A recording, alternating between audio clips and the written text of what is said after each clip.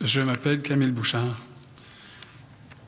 Il y a ce besoin-là de s'appartenir, de nous appartenir, d'être nous autres. Nous autres. Quelle drôle d'expression. Nous autres.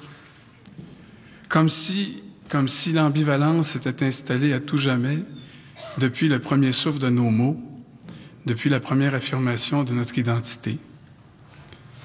Pas capable de dire nous sans dire autre.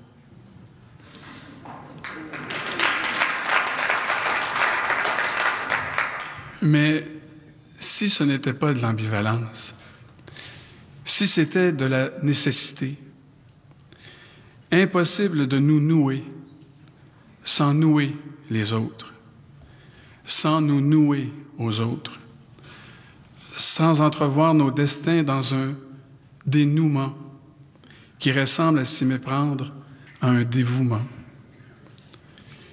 Le nous-noiement se nourrit du vouvoiement. Le nous du vous.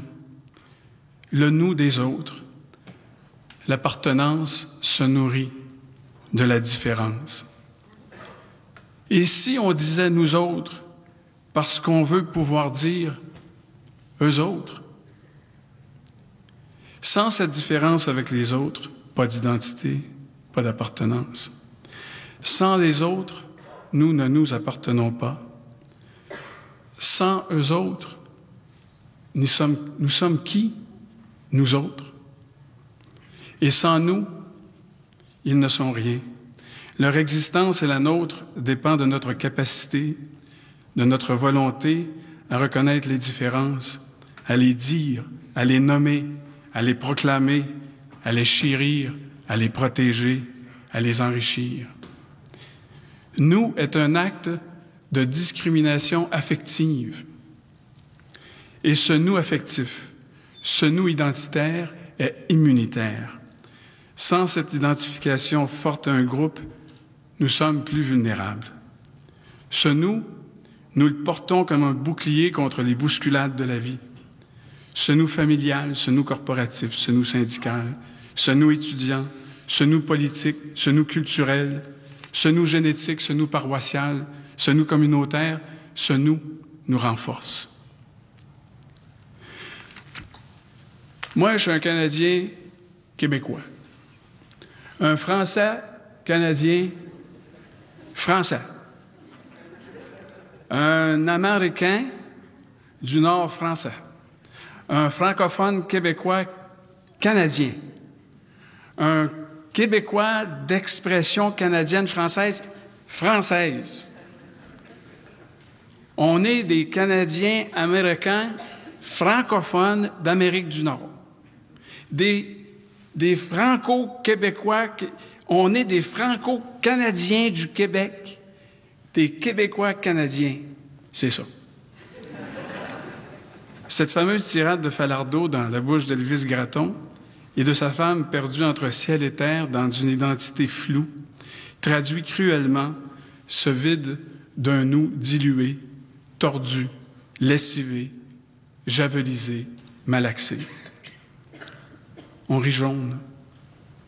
Un malaise s'installe, le malaise d'une solitude accablée, d'un isolement lourd dans un no man's land de quelqu'un qui ne s'appartient pas, qui derrière ses breloques, derrière ses grimaces, derrière sa certitude feinte, son déni, ses festivals juste pour rire, a comme une immense envie de pleurer, tant est grand son sentiment d'insignifiance apprise, tant est grande sa soumission dans et de la perte de soi.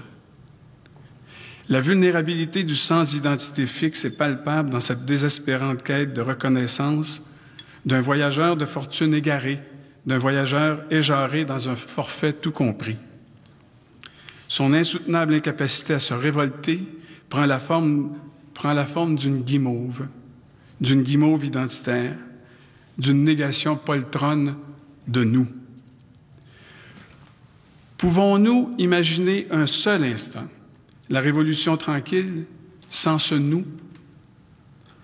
Maître chez nous, disait-il, Et c'était qui ce nous, sinon les francophones québécois de souche et de bouture, se révoltant contre une oligarchie anglo-capitaliste qui les maintenait dans un état de dépendance et de pauvreté économique?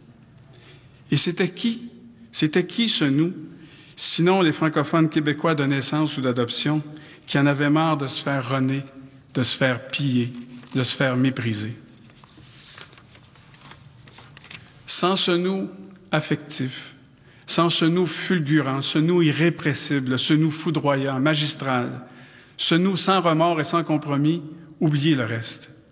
Oubliez la libération d'un peuple, oubliez l'affranchissement d'un peuple devant la puissance occulte de la bourgeoisie anglophone du temps. Sans ce nous, oubliez cet élan irrésistible pour sortir le Québec de son ignorance. La Révolution tranquille n'avait rien de mièvre. Ce fut la révolution d'un nous qui avait eu peur de son ombre. Ce fut la révolution d'un nous qui se reconnaissait en se nommant, en se tâtant, en s'affirmant, en s'aimant. La Révolution tranquille fut d'abord un acte de discrimination affective envers nous autres. Un acte porté par une élite ambitieuse qui faisait partie sans équivoque d'un nous affirmé. Cherchez la poltronnerie dans les discours du ministre des Richesses naturelles de l'époque, vous n'en trouverez pas. Cherchez la pleutrerie dans le discours du ministre des Finances qui, quelques années plus tard, parlait de la garde montante des Québécois francophones dans le monde économique, vous n'en trouverez pas. Le nous inclusif me fait mourir. Le nous inclusif nous fait mourir. C'est le nous du n'importe qui, du n'importe comment.